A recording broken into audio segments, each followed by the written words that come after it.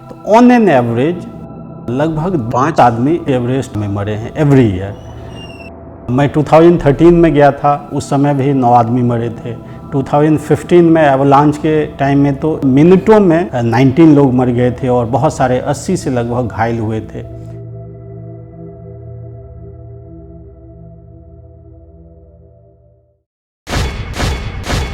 पूर्व में वर्ष 2015 में भी आईएएस रविंद्र कुमार प्रधानमंत्री नरेंद्र मोदी की मुहिम स्वच्छ भारत अभियान को दुनिया की सबसे ऊंची चोटी तक पहुंचाने की कोशिश कर चुके थे।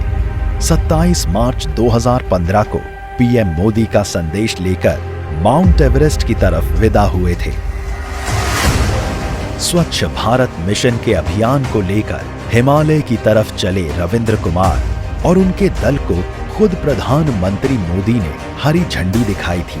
रविंद्र कुमार 30 मार्च 2015 को काठमांडू पहुंचे थे। अप्रैल के पहले सप्ताह में ट्रैकिंग शुरू की और अप्रैल के मध्य में 17,600 फीट की ऊंचाई पर स्थित बेस कैंप पहुंच चुके थे। पहली बार ऐसा था कि जब ऑल इंडिया सर्विस के ऑफिसर एक साथ हिमालय की तरफ बढ़ रहे थे। 2015 में जब मैं गया था तो नेपाल अर्थक्वेक के कारण एवरेस्ट बेस कैंप पे एवलांच आए थे, जिसमें मिनटों में अराउंड 19 लोगों की डेथ हुई थी। हम लोग भी ट्रैप हो गए थे। फैमिली उस समय बहुत ज़्यादा चिंतित थी। मई के आखिरी तक माउंट एवरेस्ट को फतह करने को तैयार थे। तभी अचानक नेपाल में नरसंहार करने वाला भूकंप आया। एवरेस्ट बेस कैंप में भी बड़ा भूस्खलन आया। वहां तब सबसे ज्यादा मदद की जरूरत थी। रविंद्र कुमार आगे हिमालय की तरफ बढ़ने की बजाय अपने साथियों के साथ लौट आए। लोगों की मदद करने के लिए खुद की जान जोखिम में होने के बावजूद रविंद्र ने दबे फंसे लोगों को मलबे से निकालना शुरू किया। कई दिनों तक नेपाल की त्रासदी में मदद करते रहे और लोगों की जान बचाई।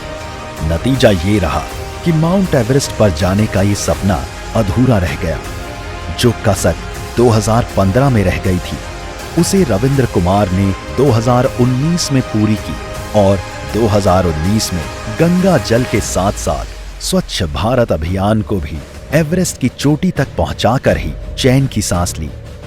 हालांकि इससे पहले भी रविंद्र कुमार हिमालय की चोटी पर झंडा फहराने का कारनामा कर चुके थे।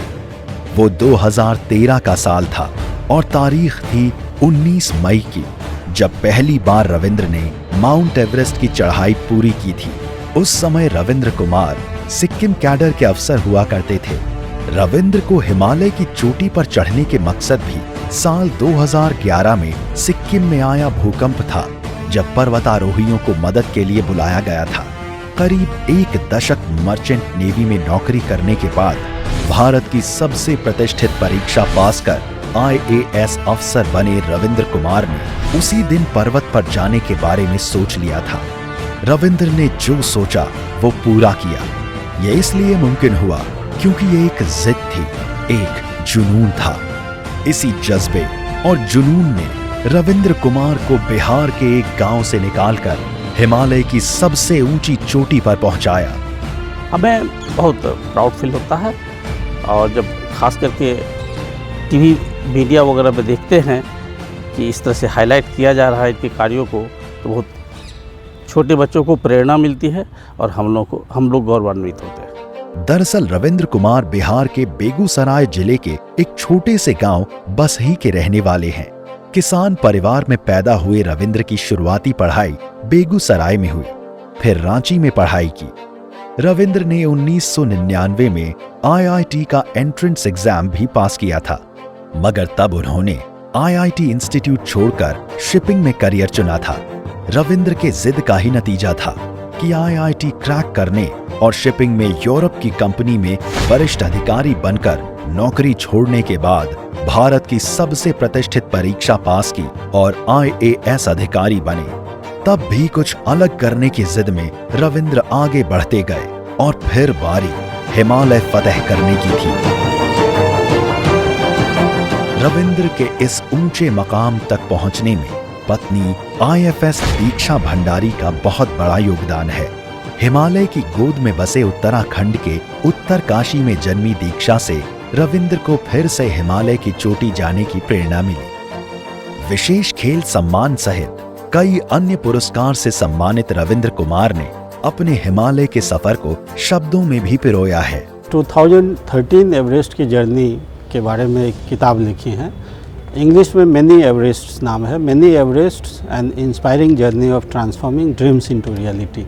उसका हिंदी संस्करण है एवरेस्ट सपनों की उड़ान शिखर से शिखर तक। उसमें हमने यही दिया है कि आपका कुछ भी ड्रीम हो उसको पूरा कैसे करेंगे, पॉजिटिव विजुलाइजेशन, सकारात्मक मानसिक चित्रण। हिमालय की यात्रा के रोमांच पर रविंद्र ने मैनी एवरेस्ट नाम से एक किताब भी लिखी है, जिसका हिंदी अनुवाद एवरेस्ट सपनों की उड़ान नामक किताब है। इसके अलावा उनकी बेहतरीन व मनमोहक coffee table book mount Everest आपको घर बैठे बैठे हिमालय की मानसिक यात्रा करा देगी। दो बार माउंट एवरेस्ट की चोटी पर चढ़ने वाले रविंद्र कुमार उन गिने चुने हिंदुस्तानियों में से हैं जिन्होंने नेपाल और चीन दोनों रास्तों से उत्तुंग शिखर पर भारत का झंडा फहराया है। कहते हैं कोई साहसी हो, दृढ़ प्रतिज्ञ हो, निडर हो तो वह निडरता हर जगह दिखती है। जिस निडरता, जिस साहस, जिस पराक्रम के साथ रविंद्र कुमार ने शून्य से शिखर तक का सफर तय किया है, उसी निडरता, उसी साहस का परिचय उन्होंने कोविड संक्रमण के दौरान जिलाधिकारी के रूप में भी दिया। जब कोविड के दौरान मौत के डर से अपने अपनों से घबराकर दूर भागते थे, तब जिलाधिकारी बुलंदशहर के रूप में तैनात रविंद्र कुमार कोविड हॉस्पिटल के अंदर जाकर संक्रमित रोगियों से मिलकर उनके स्वास्थ्य और मिल रहे इलाज के बारे में पूछते थे। कोविड के कारण बेघर हुए राह चलते गरीब लोगों को स्वयं सड़क पर खड़ा होकर खाना बांटते थे।